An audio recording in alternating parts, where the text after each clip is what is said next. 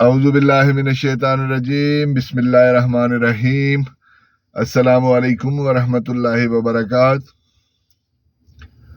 اللہ تعالیٰ سورہ آل عمران آیت 103 میں ارشاد فرماتا ہے، وَاعْتَصِمُوا بِحَبْلِ اللَّهِ جَمِيعًا وَلَا تَفَرَّقُوا، اور سب مل کر اللہ کی رسی کو مضبوطی سے تام لو اور آپس میں تفرقے نہ ڈالو۔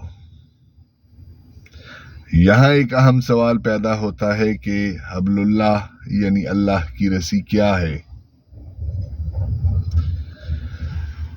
اسی سوال کی وضاحت رسول اکرم صلی اللہ علیہ وآلہ وسلم اپنی مشہور حدیث ثقلین میں فرماتے ہیں، میں تمہارے درمیان دو گراں قدر چیزیں چھوڑے جا رہا ہوں، اللہ کی کتاب اور اپنی اطرت یعنی اہل بیت۔ جب تم ان دونوں کو مضبوطی سے تھامے رکھو گے، میرے بعد کبھی گمراہ نہیں ہوں گے، اور یہ دونوں کبھی ایک دوسرے سے جدا نہیں ہوں گے، یہاں تک کہ حوض کوثر پر بھی میرے پاس آئیں گے۔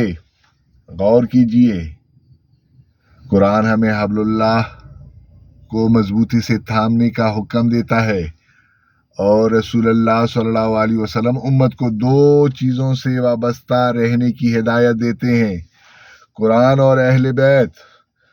یہ دونوں ایک دوسرے کے مخالف نہیں بلکہ ایک دوسرے کے ساتھ ہیں۔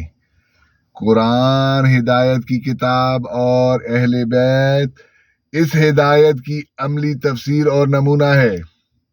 اسی لیے نبی کریم صلی اللہ علیہ وسلم نے صرف قرآن پر اکتفا کرنے کا نہیں فرمایا، بلکہ قرآن اور اہل بیت دونوں سے تمسک کا حکم دیا، اور ساتھ ہی یہ بھی فرمایا کہ یہ دونوں کبھی جدا نہیں ہوں گے۔